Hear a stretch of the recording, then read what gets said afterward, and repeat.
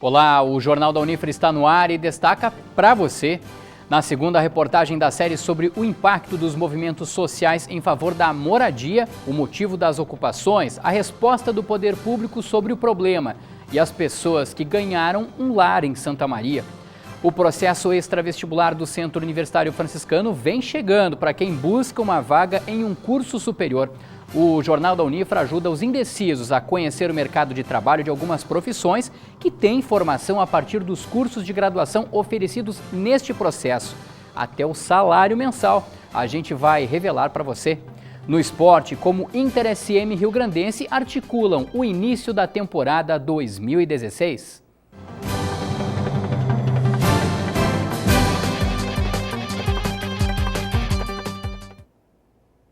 O Centro Universitário Franciscano já prepara uma nova oportunidade a quem não foi aprovado no vestibular de verão. É o processo seletivo extravestibular e nos próximos dias ele terá as regras divulgadas para os estudantes que desejam participar.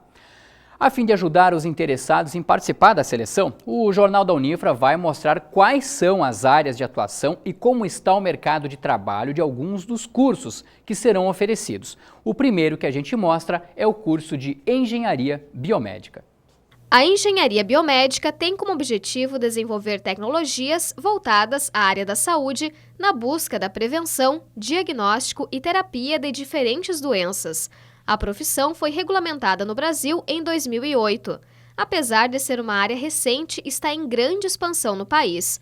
O curso de Engenharia Biomédica do Centro Universitário Franciscano é o único reconhecido pelo MEC no estado e prepara o futuro profissional para trabalhar em diferentes áreas. É a parte de biomateriais, engenharia de tecidos, onde o profissional tem essa capacidade de desenvolver desde uma prótese até um sistema que vá formar uma nova pele, um novo tecido ósseo, né, para a regeneração de pessoas que tiveram algum acidente, algum problema físico. Temos também a parte de desenvolvimento de equipamentos médicos, seja de equipamentos simples, como uma bomba de infusão, até equipamentos mais complexos, como uma ressonância magnética, onde o profissional também pode atuar na parte de manutenção vinculado a grandes empresas. Outra possibilidade de atuação é na engenharia clínica e hospitalar. Entre as atividades desenvolvidas pelo profissional estão a realização de projetos, análises e execução de instalações e manutenção de equipamentos hospitalares. Este foi o segmento escolhido por Eduardo, que está no 10º semestre do curso. Eu escolhi o curso de Engenharia Biomédica porque ele é um curso bem amplo, ele abrange áreas as mais teóricas, assim, matemática, física, química e áreas da saúde também. Acho isso bem interessante. Por ser um segmento amplo, a engenharia biomédica permite que profissionais formados em outros cursos também desenvolvam atividades na área de conhecimento tecnológico. É o caso do professor Rodrigo. Formado em engenharia eletrônica, hoje ele é um dos professores do curso de engenharia biomédica da instituição. Segui no mestrado e doutorado dentro da área de engenharia elétrica, trabalhando basicamente na área de controle de sistemas, na área de instrumentação eletrônica, na área de eletrônica de potência. Trabalhar dentro da Unifra, dentro de um curso de engenharia biomédica, na minha opinião, é uma coisa muito boa para mim, na minha formação profissional. O curso é noturno e tem a duração de 10 semestres. O piso salarial do engenheiro biomédico é de cerca de R$ 7.000, sendo que o rendimento pode chegar a R$ 20.000, dependendo da área de atuação. Olha, nessa sexta-feira tem Unifra Entrevista e o assunto do programa desse dia 11 de dezembro é muito importante para todos nós. A gente aproveitou a vinda de um dos grandes especialistas do Brasil em gerenciamento hídrico, o professor José Galizia Tundizi, que esteve em outubro deste ano na Unifra durante a conferência de fechamento do CEP. Na oportunidade, ele falou sobre o gerenciamento da água e foi exatamente sobre este assunto que por quase meia hora eu e ele conversamos. O bate-papo sobre água, muitos problemas e poucas soluções vai ao ar nesta sexta-feira a partir das 6 da tarde aqui na TV Unifra. A seguir tem a segunda reportagem da série sobre habitação. 1 minuto de intervalo e a gente já volta com o Jornal da Unifre.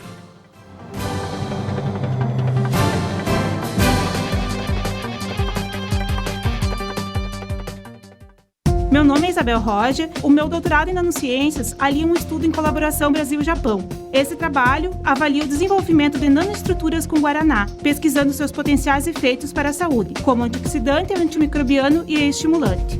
Pesquise detalhes e transforme seu futuro. Pós-graduação em nanociências no Centro Universitário Franciscano. Inscrições até fevereiro de 2016, pelo site unifra.br. Centro Universitário Franciscano, uma universidade para suas aspirações. Há 60 anos, o Centro Universitário Franciscano foi a instituição pioneira a implementar o ensino superior em Santa Maria e na região central do estado, com as licenciaturas e a formação de enfermeiros. Hoje, oferece 33 cursos de graduação, além dos cursos de especialização, mestrado e doutorado, se tornando referência na formação de profissionais de qualidade para o mercado de trabalho, transformando sonhos em oportunidade. Centro Universitário Franciscano, uma universidade para suas aspirações.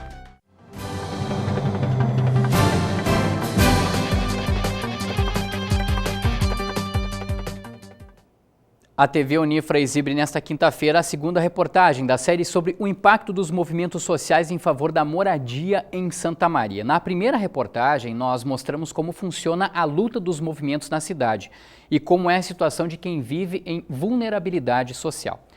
Nesta quinta-feira, nós vamos mostrar o motivo que provoca as ocupações, qual a resposta do poder público e também quantas pessoas foram contempladas com uma residência nos últimos anos.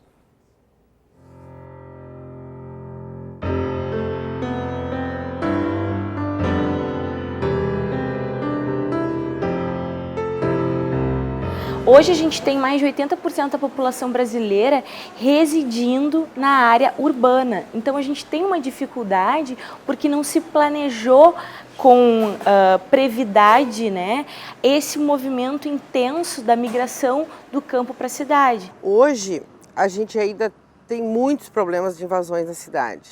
E cada vez que é invadida uma área pública, a gente tem até, por força de lei, fazer o trabalho da reintegração dessas moradias, dessa área. Para um povo empobrecido pela situação financeira e mais pelo preconceito, um lugar onde tu pode construir a casa, mesmo que seja lá ao lado da mata ou do rio, a construção da casa em si resolve o problema dela. Mas invadir por invadir não soluciona o problema, porque que acaba acontecendo a grilagem, que é um dos principais problemas das invasões hoje, é a questão da grilagem, e que não soluciona o problema das pessoas, porque elas vão morar lá de forma irregular, não pode ter água, não pode ter luz, não pode ter uma rede de esgoto, não tem escola próxima, então fica muito sem estrutura nenhuma. Dizer que preciso de água, preciso de luz, preciso de mais dignidade, isso já é um sonho longo. Então, assim, basta que se tenha uma casa. Pensar hoje a moradia e a habitação é pensar enquanto território. O que aquele território ele proporciona e o que ele representa para as pessoas. Porque o território não é só a questão do espaço físico, mas a questão da representação social mesmo. Era um chalezinho de madeira, uma casa baixa, né? Já uma casa bem usada, na beira de um barranco ali na Chaga das Flores. A preocupação, né? Fosse dar alguma coisa, que às vezes ventava, a casa já estava meio torta. Aí era perigoso, cara, se desbarrancar para baixo lá. Não existe um entendimento por uma parcela grande da sociedade do que é a situação de vulnerabilidade social ou situação mais pobre e da situação que tem mais condições. E isso eu tenho parado para assistir. Não é que não me interesse. Eu não paro para pensar na situação. Eu me vejo do lado de cá e te vejo do lado. Ou seja, eu olho de cima para baixo e isso basta.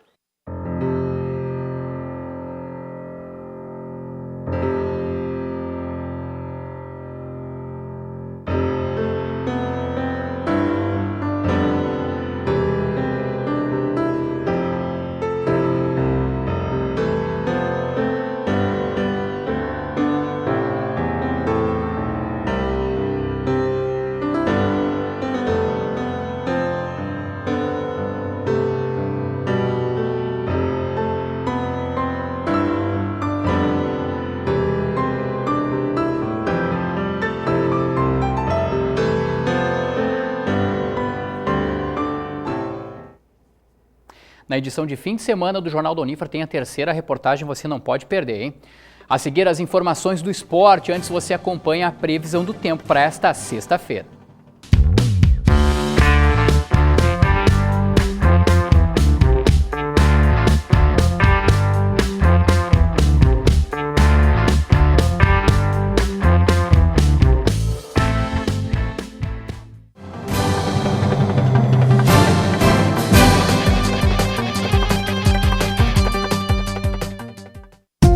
Eu sou a professora Dilce Cardoso e meu mestrado em Ensino de Ciências e Matemática contribuirá para a formação de professores da escola básica, refletindo em uma nova abordagem para a aprendizagem dos alunos.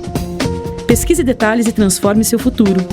Pós-graduação em Ensino de Ciências e Matemática do Centro Universitário Franciscano. Inscrições até fevereiro de 2016 pelo site unifra.br. Centro Universitário Franciscano, uma universidade para suas aspirações.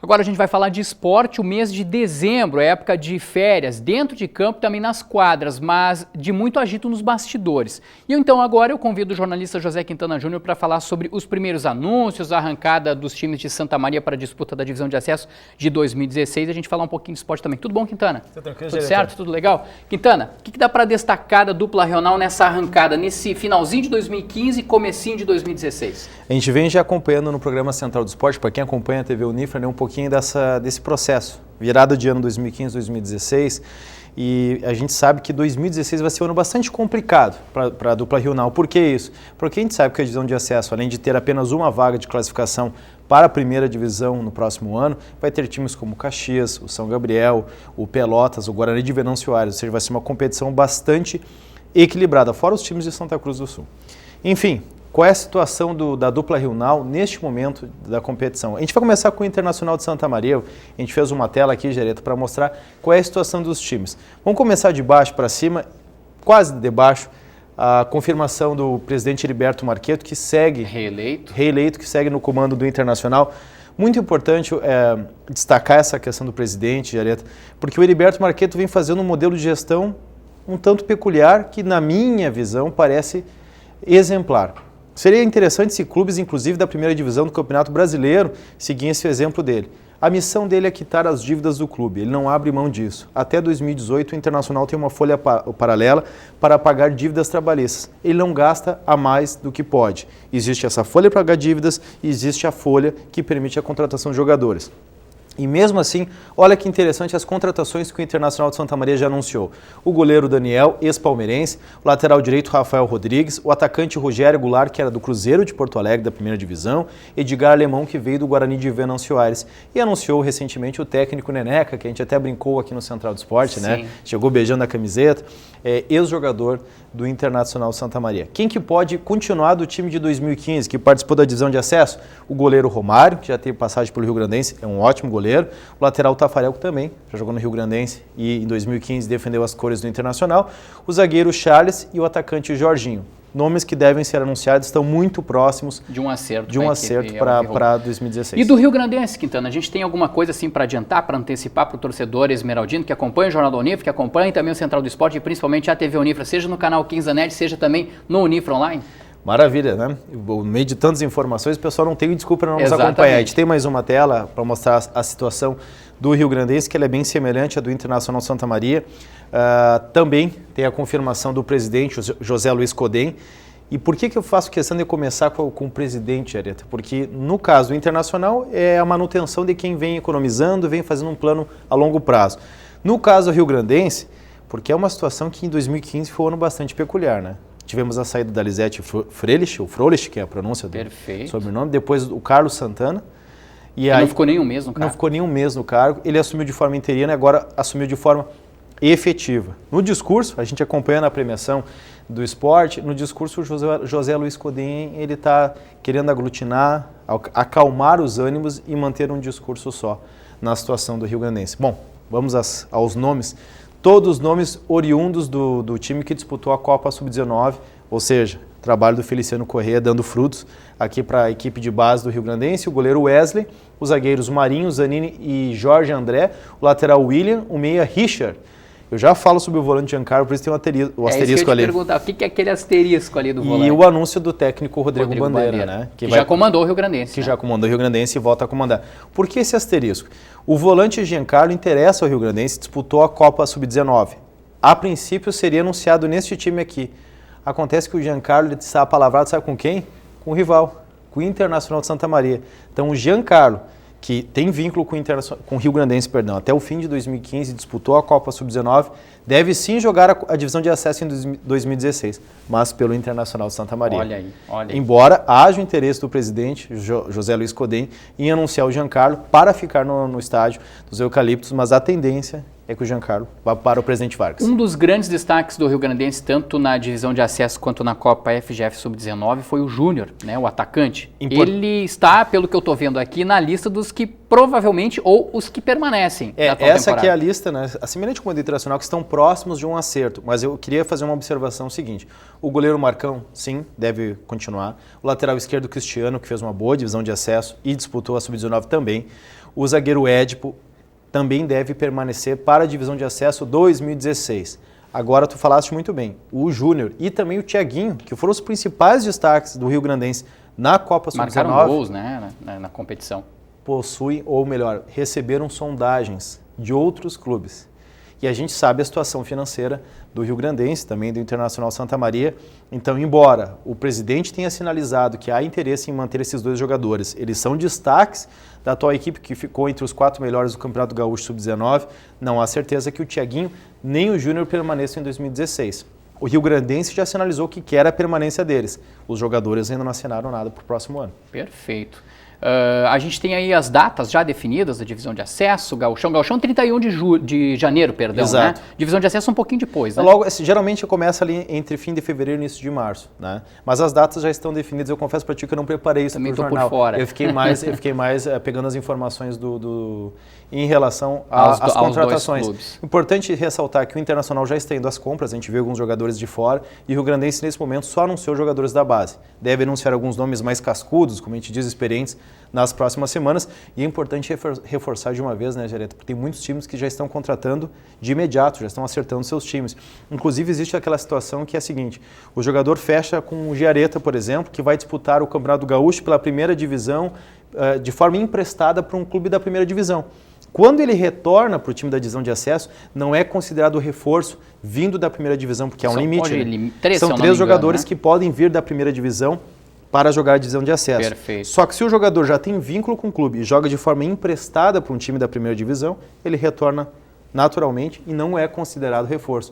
Ou seja, muitos clubes vão fazer isso, com certeza o Caxias vai fazer isso, o Pelotas sempre faz isso, e é importante que a dupla Rio-Nau tenha algumas opções, né, Jareta? Tá certo. Quintana, antes da gente se despedir do Jornal da Unifra terminar, eu quero fazer um destaque rapidinho. Nós temos a gente tem antes do Vamos lá, a gente tem um destaque do árbitro Anderson Daronco, muito né? bem lembrado. Que ele foi eleito o melhor árbitro do Campeonato Brasileiro, ele apitou 28 partidas na Série A do Brasileiro, Guilherme Dias Camilo e Alessandro Rocha Matos foram eleitos os melhores assistentes da competição, que geralmente a gente fala dos jogadores, né? Claro. É importante ressaltar essa situação do Anderson Daronco, árbitro aqui de Santa Maria, melhor árbitro do Campeonato Brasileiro. Escolhido. Agora fica na expectativa de apitar Libertadores em 2016, aquela coisa toda, né? Fica bem entusiasmado. Está em um período de ascensão. Carreira decolando. Como diria o nosso professor Gilson, grande fase da carreira. Grande fase. Antes de terminar o Jornal da Unifra, Quintana vai me ajudar aqui. Olha só, vale destacar o 4º lugar, Quintana, do basquete, né? No Campeonato Estadual Adulto masculino, o Corinthians Atlético Clube acabou perdendo para a Sojipa, quarta-feira à noite, o jogo aconteceu, já pela disputa do 3º lugar, né?